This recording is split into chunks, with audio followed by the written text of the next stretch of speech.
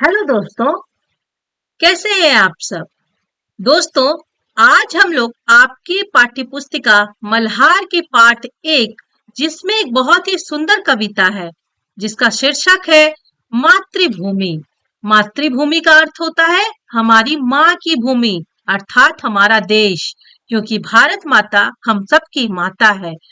और आपको पता है, हमारा जो ये भारत देश है वर्षों तक दूसरों का गुलाम रहा है, और जिससे हमारा देश आखिरी बार आजाद हुआ, हम सब अपने देश के मूल रूप से निवासी बन पाए, यहाँ स्वतंत्र रूप से रह पाए।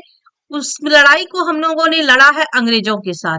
अंग्रेज 200 वर्षों तक हमारे देश को गुलाम बनाकर रखा, यहाँ शासन किया, और इस दौरान उसने हमारे देशवासियों पर जघन्य अत्याचार किए। हमारे देशवासियों को बहुत सारी पीड़ा झेलनी पड़ी, और इन सभी चीजों से हमारे देशवासियों को आजाद कराने के लिए, उनको इन पीड़ाओं से मुक्ति दिलाने के लिए बहुत सारे स्वतंत्रता सेनानी हुए जिन्होंने बड़ी ही कुर्बानी दी। उनके कुर्बानी के कारण ही बच्चों हम सब आजाद हो पाए। साथ ही बहुत सारे कवि हुए जिन्होंने हमारे देश की गौरव गाथा को अपनी कलम से लिखा, कविता के माध्यम से, कहानियों के माध्यम से हम भारतवासियों के अंदर जोश जगाया, हमारे देश के गौरव के बारे में बताया। तो आज जो हम लोग ये कविता पढ़ेंगे मातृभूमि, यह एक कवि जिनका नाम है सुमन लाल द्विवेदी, इन्होंने अपनी कलम से भारत देश के गौरव गाथा को अपनी कविता के माध्यम से लिखा। इस कविता में उन्होंने भारत देश के प्राकृतिक सौंदर्य और यहाँ की जो समृद्धशाली संस्कृति है उसका वर्णन बहुत ही सुंदर तरीके से किया है, जिसे पढ़कर हम लोग अपने देश की गौरवशाली इतिहास, गौरवशाली संस्कृति और यहाँ के प्राकृतिक सौंदर्य को जान पाएंगे। तो चलिए हम लोग मातृभूमि कविता पढ़ते हैं और अपने देश के प्रति नमन की भावना लाते हैं। तो चलिए हम लोग शुरू करते हैं। कविता है, ऊंचा खड़ा हिमालय आकाश चूमता है, नीचे चरण तले झुक नित सिंधु झूमता है। बच्चों, भारत देश के उत्तर दिशा में हिमालय पर्वत है, और हिमालय पर्वत जिसकी ऊंचाई है, जितना वो ऊंचा है उसे देखकर ऐसा लगता है जैसे वो आकाश छू रहा है, क्योंकि उसके ऊपर ऊपर से ही बादल उड़ता हुआ हर समय दिखाई देता है। इसलिए कवि कह रहे हैं कि भारत देश के जो उत्तर दिशा है वहां पर हिमालय खड़ा है और पहरा देता है। नीचे चरण तले झुक, और नीचे की तरफ भारत देश का जो नीचे का हिस्सा है उनमें ऐसा लगता है जैसे भारत माता के पैरों के नीचे झुक झुक कर नित सिंधु झूमता है। नित का अर्थ होता है हमेशा, सिंधु का अर्थ होता है सागर। भारत देश के दक्षिण दिशा में जहां पर भारत माता के चरण माने गए हैं वहां पर हिंद महासागर है, और वह जिस तरह से हिलोरे खाती है ऐसा लगता है जैसे वह हर रोज भारत माता के चरण को धोता है। इसमें समझ गए, उत्तर दिशा की ओर हिमालय पर्वत की बात हुई और दक्षिण दिशा की ओर हिंद महासागर। हिमालय खड़ा है, आकाश चूमता है, और हिंद महासागर भारत माता के चरण को धोता है। अब अगली पंक्ति, गंगा यमुन त्रिवेणी नदियां लहर रही है, जगमग छटा निराली पग पग छहर रही है। प्यारे बच्चों, इसके कठिन शब्दों के अर्थ को समझते हुए हम लोग इसकी व्याख्या समझेंगे। आप जानते हैं बच्चों, हमारे देश में गंगा, यमुना और सरस्वती, यमुन का अर्थ होता है यमुना, तो गंगा, यमुना, सरस्वती ये तीन पवित्र नदियां हैं, और तीनों को ही संगम को त्रिवेणी कहते हैं। और इन तीनों नदियों का संगम होता है जो देखने में बड़ा ही सुंदर लगता है। कवि कहते हैं, गंगा यमुन त्रिवेणी नदियां लहर रही है, और जहां पर ये तीनों नदियों का संगम होता है उसकी जो जले है वो ऐसे लहर मारती है जो देखने में बड़ा ही अनोखा और बड़ा ही सुंदर लगता है। उसकी जगमग छटा, उसकी जो चमकती हुई छटा है, जो देखने की जो छवि है वह अनोखी है। मतलब उस लहर को, उस तीनों नदियों के संगम को देखने के लिए दूर दूर से लोग आते हैं। और पग पग छहर रही है, वह कदम कदम पर पूरे भारत में छाई हुई है। उसकी जो लहर है, उसकी जो नदियों के पानी है, पूरे देश के लोगों को पानी पिलाती है, उसका प्यास बुझाती है। आप लोगों को कभी अगर मौका मिले तो ये तीनों नदियों के संगम वाली जगह पर जाकर इस दृश्य को जरूर देखिए। चलिए अगली पंक्ति हम लोग पढ़ते हैं। वह पुण्य भूमि मेरी, वह स्वर्ण भूमि मेरी, वह जन्म भूमि मेरी, वह मातृभूमि मेरी।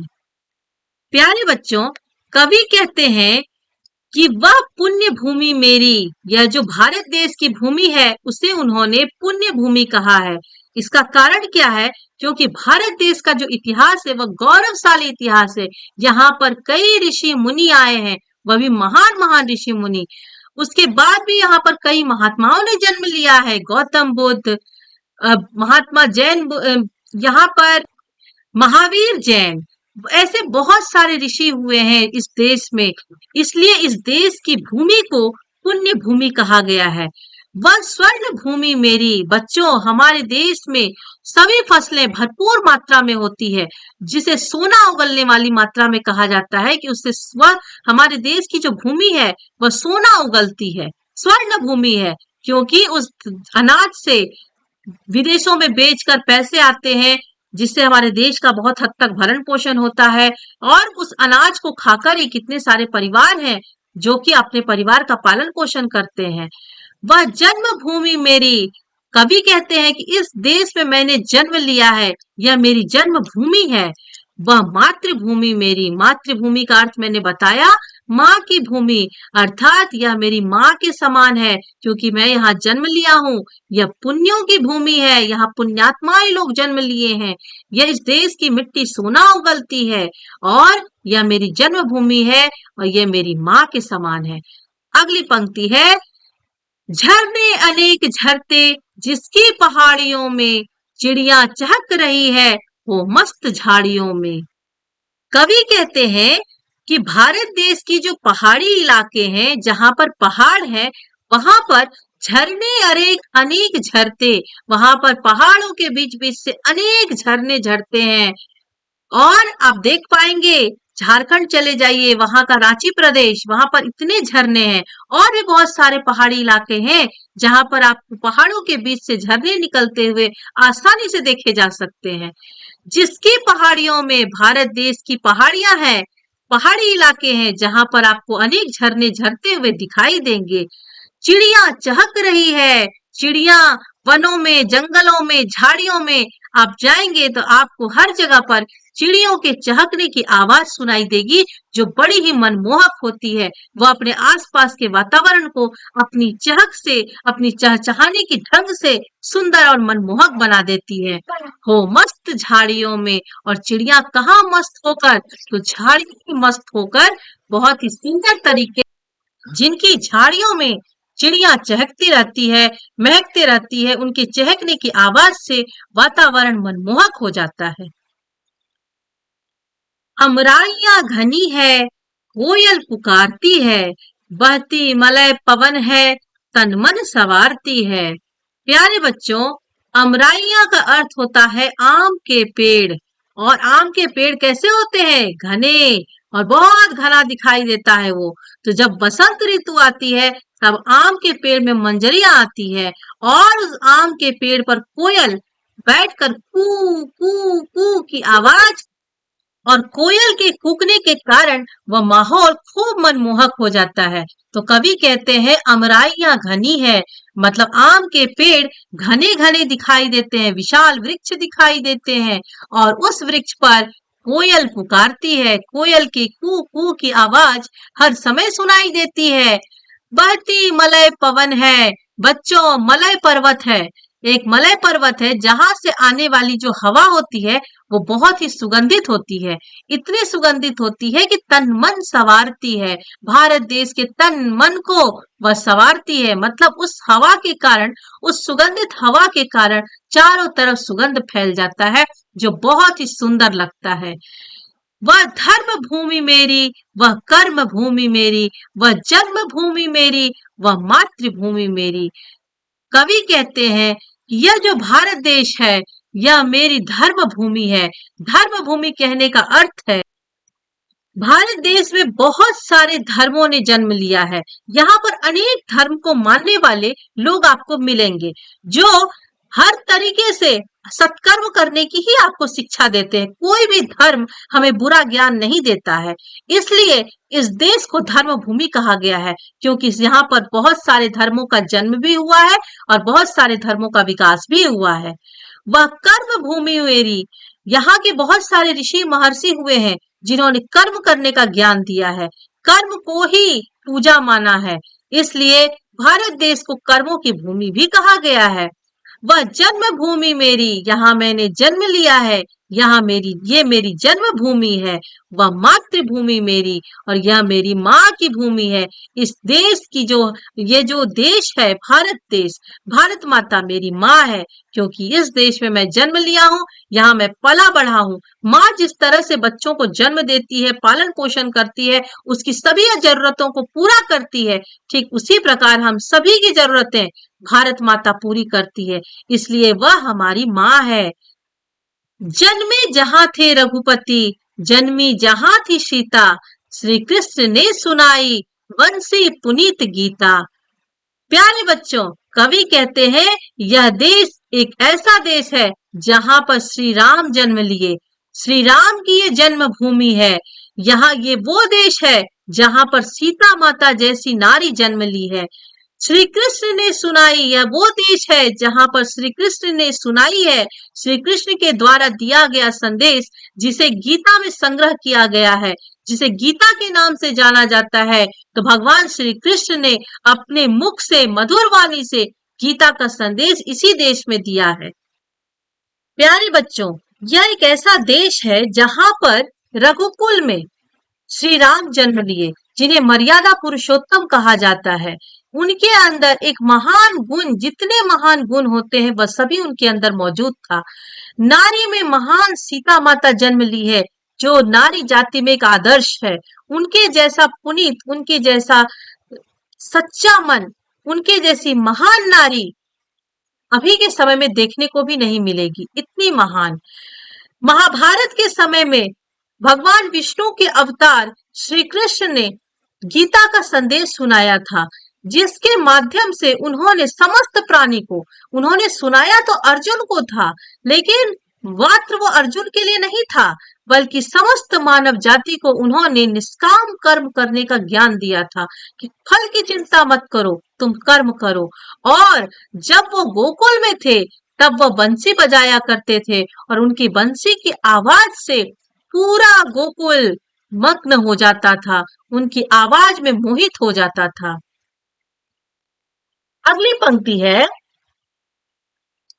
गौतम ने जन्म लेकर जिसका सुयश बढ़ाया, जग को दया सिखाई, जग को दिया दिखाया। प्यारे बच्चों, यह वो देश है जहां पर गौतम बुद्ध जैसे महान विभूति का जन्म हुआ है, और उन्होंने जन्म लेकर इस देश में, इस देश का सुयश मतलब महान यश, उनका गौरव, भारत देश का गौरव बढ़ाया है। उन्होंने जग को मतलब संसार को दया की शिक्षा दी है कि दूसरों के ऊपर दया करो, करुणा करो, जीव की हत्या ना करो। यह ज्ञान भारत देश ने ही सबसे पहले संसार को दिया, और भारत देश में जन्मे महान ऋषि गौतम ऋषि ने भी, गौतम बुद्ध ने इस ज्ञान को दिया था, और जग को, संसार को सच्चा ज्ञान दिया, सच्चा ज्ञान दिखलाया, जिससे सारी दुनिया में भारत देश का सुयश, भारत देश का गौरव दूर दूर तक फैल गया।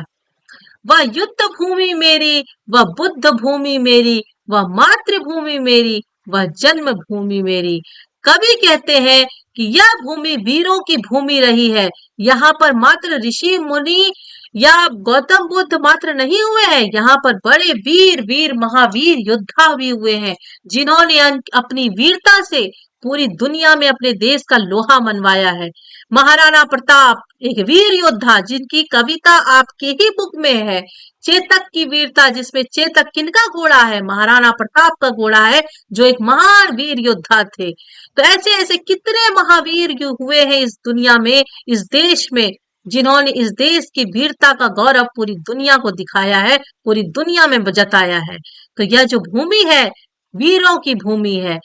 वह भूमि या जो भारत देश है यह बुद्ध जैसे महात्माओं की भूमि है, महावीर जैन जैसे महात्माओं की भूमि है। यह मेरी मातृभूमि है, वह मातृभूमि मेरी, और यह मेरी जन्मभूमि है। तो बच्चों, इस कविता में कवि ने इस कविता के कवि सोहन लाल द्विवेदी जी, जिन्होंने देशभक्ति से ओतप्रोत यह कविता को लिखा है। इस कविता में उन्होंने प्राकृतिक सौंदर्य के साथ साथ इस भारत देश के इतिहास की गौरवशाली कथा को उन्होंने लिखा है। और हम सब के अंदर उस समय की यह कविता है जब यह देश गुलाम था, अंग्रेजों के अधीन था, और भारतवासियों के अंदर जो सोया हुआ जोश था उसे उन्होंने जगाने का प्रयास किया। लेकिन सच्ची बात लिखकर भारत देश का प्राकृतिक सौंदर्य, भारत देश की वीरों की गाथा, उन सब का वर्णन उन्होंने इस कविता में किया है। तो प्यारे बच्चों, यह कविता आज यही समाप्त हुआ, इसके साथ हमारा यह पाठ समाप्त हुआ। इस वीडियो को लास्ट तक देखने के लिए आप सबका बहुत बहुत धन्यवाद। मेरे इस चैनल को सब्सक्राइब जरूर करें ताकि मेरी आने वाली वीडियो सबसे पहले आप लोग तक पहुंचे। अगली वीडियो में हम लोग मिलेंगे अगले पाठ के साथ। तब तक के लिए बहुत बहुत धन्यवाद।